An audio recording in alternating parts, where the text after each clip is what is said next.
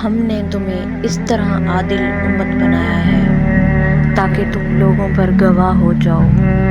اور رسول صلی اللہ علیہ وآلہ وسلم تم پر گواہ ہو جائیں۔ جس قبلہ پر تم پہلے تھے اسے ہم نے صرف اس لیے مقرر کیا ہے تاکہ ہم جان لیں رسول کا سچا تابعدار کون ہے اور کون ہے جو اپنی ایڑیوں کے بل پلٹ جاتا ہے۔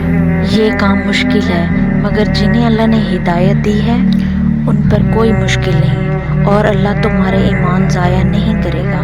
اور اللہ تعالیٰ لوگوں کے ساتھ شفقت اور مہربانی کرنے والا ہے۔ بے شک